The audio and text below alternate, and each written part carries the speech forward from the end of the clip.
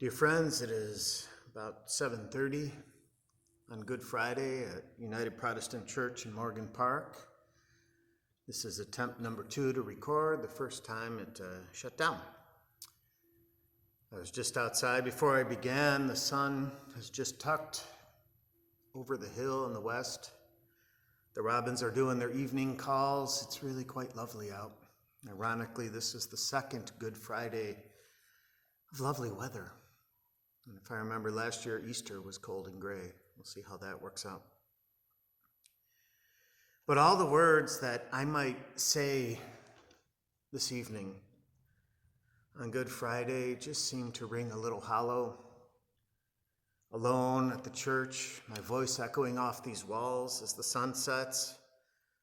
And I'd send you well wishes, but this doesn't feel like the time for well wishes. It's Good Friday. So I send love. And let me share a prayer that I read today. Prayer for Good Friday. Ever-present God, on this Good Friday night, our whole world is engulfed in shadows as we remember the story of Jesus' death.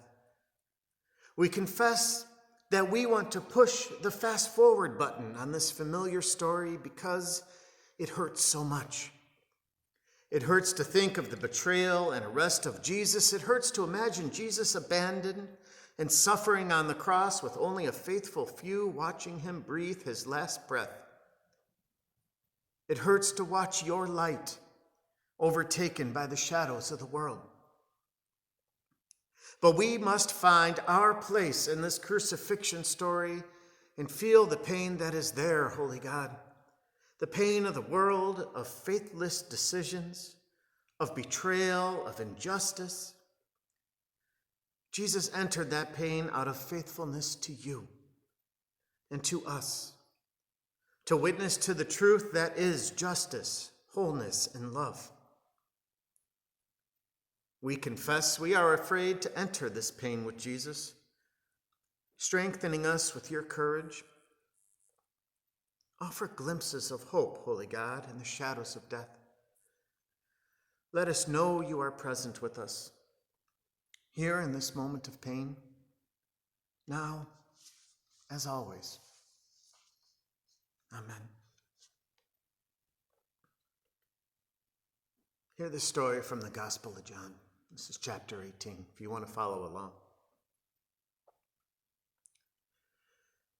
When he had finished praying, Jesus left with his disciples and crossed the Kidron Valley.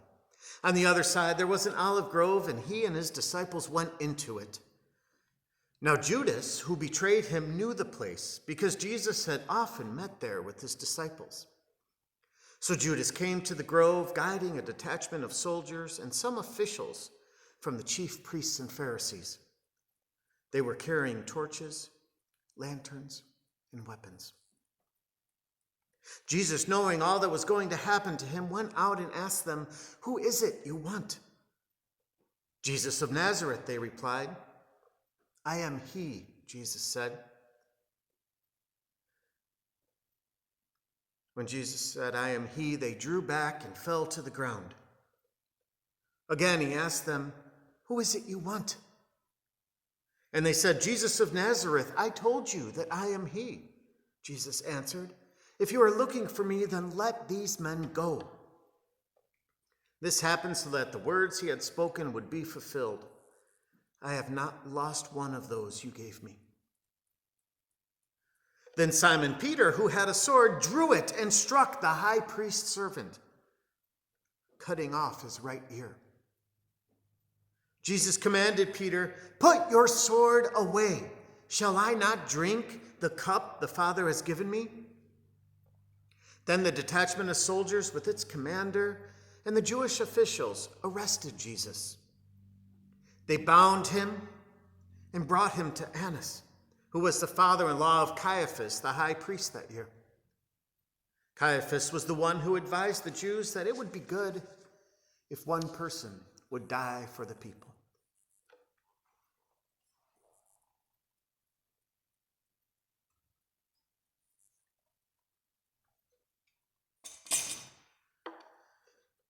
Simon Peter and another disciple were following Jesus. Because the disciple was known to the high priest, he went with Jesus into the high priest's courtyard, but Peter had to wait outside the door. The other disciple, who was known to the high priest, came back, spoke to the girl on duty there, and brought Peter in. "You are not one of his disciples, are you?" the girl at the door asked Peter. He replied, "I am not." It was cold, and the servants and officials stood around a fire they had made to keep warm. Peter was also standing with them, warming himself. Meanwhile, the high priest questioned Jesus about his disciples and his teaching. "I have spoken openly to the world," Jesus replied. "I always taught in synagogues or at the temple where all the Jews come together. I said nothing in secret. Why question me? Ask those who heard me. Surely they know what I said." When Jesus said this, one of the officials nearby struck him in the face. "Is this the way you answer the high priest?" he demanded. "If I said something wrong," Jesus replied, "testify as to what is wrong. But if I spoke the truth, why do you strike me?" Then Annas sent him, still bound, to Caiaphas, the high priest.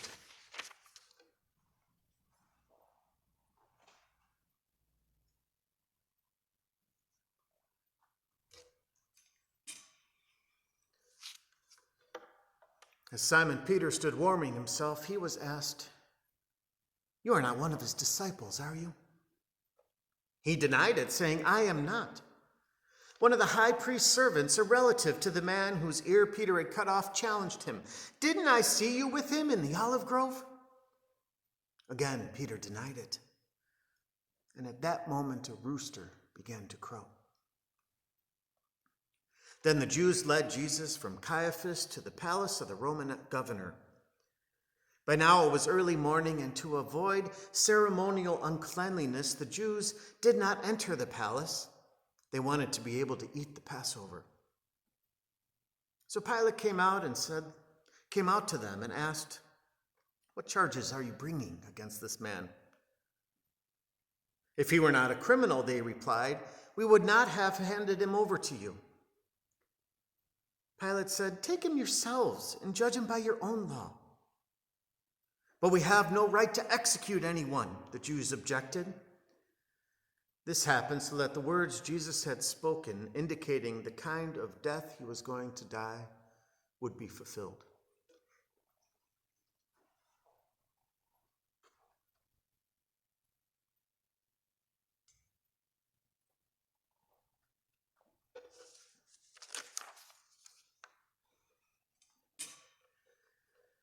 Pilate then went back inside the palace, summoned Jesus, and asked him, "Are you the king of the Jews?" "Is that your own idea?" Jesus asked, "or did others talk to you about me?" "Am I a Jew?" Pilate replied. "It was your people and your chief priests who handed you over to me. What is it you have done?" Jesus said, "My kingdom is not of this world. If it were, my servants would fight to prevent my arrest by the Jews, but now my kingdom is from another place." "You are a king then," said Pilate. Jesus answered, "You are right in saying that I am a king. In fact, for this reason I was born, and for this reason I came into the world, to testify to the truth. Everyone on the side of truth listens to me." "What is truth?" Pilate asked. With this, he went out again to the Jews and said, "I find no basis for a charge against him. But it is your custom for me to release to you one prisoner at this time of the Passover. Do you want me to release the king of the Jews?" They shouted back, "No, not him. Give us Barabbas." And Barabbas had taken part in a rebellion.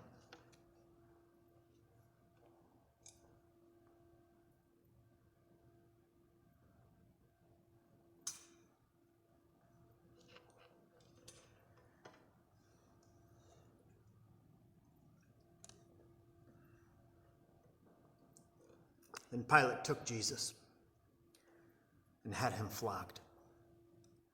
The soldiers twisted together a crown of thorns and put it on his head. They clothed him in a purple robe and went up to him again and again, saying, "Hail, King of the Jews!" And they struck him in the face. Once more, Pilate came out and said to the Jews, "Look, I am bringing him out to you to let you know that I find no basis for a charge against him." When Jesus came out wearing the crown of thorns and the purple robe, Pilate said to them, "Here is the man." And as soon as the chief priests and the officials saw him, they shouted, "Crucify! Crucify!" But Pilate answered, "You take him away and crucify him.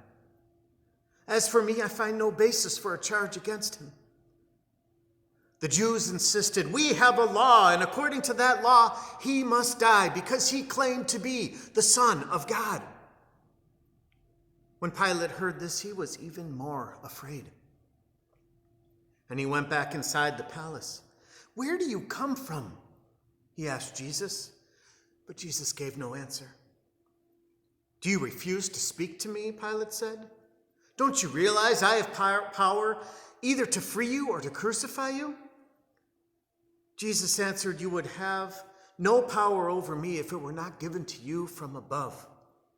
Therefore, the one who handed me over to you is guilty of a greater sin." From then on, Pilate tried to set Jesus free, but the Jews kept shouting, "If you let this man go, you are no friend of Caesar. Anyone who claims to be a king opposes Caesar."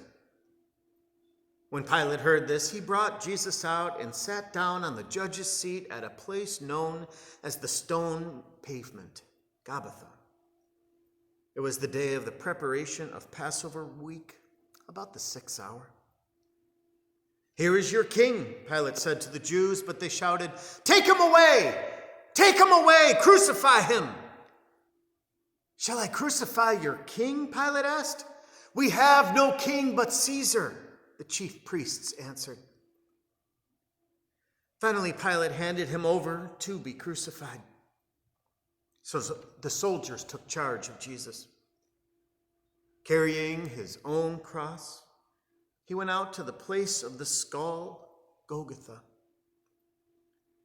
And here they crucified him, and with him 2 others, one on each side and Jesus in the middle.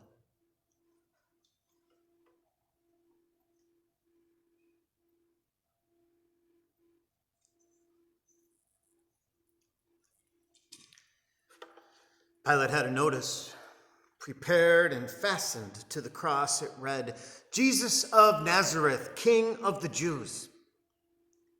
Many of the Jews read this sign, for the place where Jesus was crucified was near the city, and the sign was written in Aramaic, Latin, and Greek. The chief priests of the Jews protested to Pilate, "Do not write the King of the Jews, but that this man claimed to be the King of the Jews." Pilate answered, "What I have written, I have written."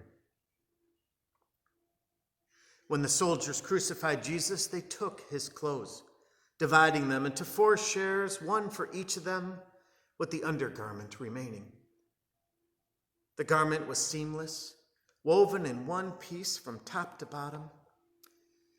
"Let's not tear it," they said to one another. "Let's decide by lot who will get it." This happened that the scripture might be fulfilled, which said, "They divided my garments among them and cast lots for my clothing." So this is what the soldiers did.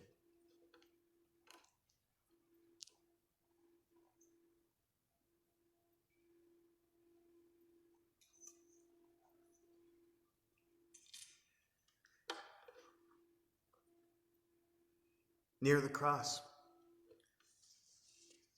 cross of Jesus stood his mother's sister, Mary, the wife of Clopas, and Mary Magdalene. When Jesus saw his mother there and the disciple whom he loved standing nearby, he said to his mother, "Dear woman, here is your son." And to the disciple, "Here is your mother." From that time on, the disciple took her into his home. Later, knowing that all was now completed, and so that the scripture would be fulfilled, Jesus said, "I am thirsty." A jar of wine vinegar was there, so they soaked a sponge in it, put the sponge on a stalk of a hyssop plant, and lifted it to Jesus' lips. When he had received the drink, Jesus said, "It is finished." With that, he bowed his head and gave up his spirit.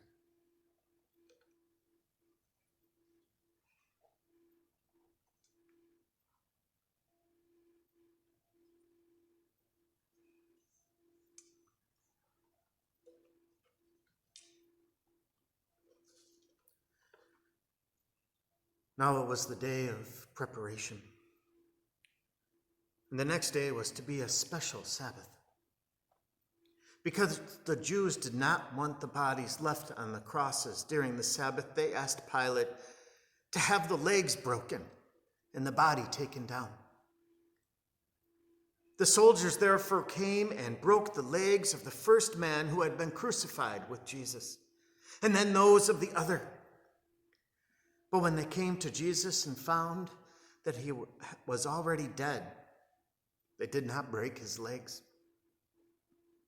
Instead, one of the soldiers pierced Jesus' side with a spear, sending a sudden flow of blood and water.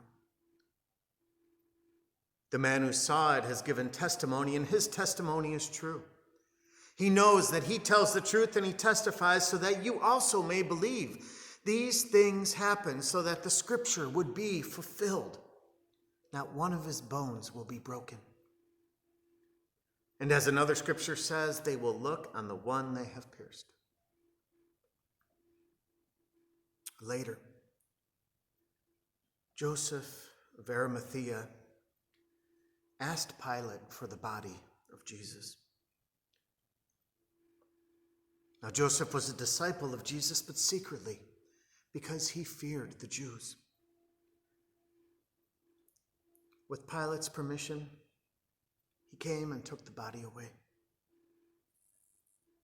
He was accompanied by Nicodemus, the man who earlier had visited Jesus at night. Nicodemus brought a mixture of myrrh and aloes, about 75 pounds. Taking Jesus' body, the two of them wrapped it with the spices and strips of linen. This was in accordance to Jewish burial customs. At the place where Jesus was crucified, there was a garden, and in the garden a new tomb in which no one had ever been laid. Because it was the Jewish day of preparation, and since the tomb was nearby, they laid Jesus there.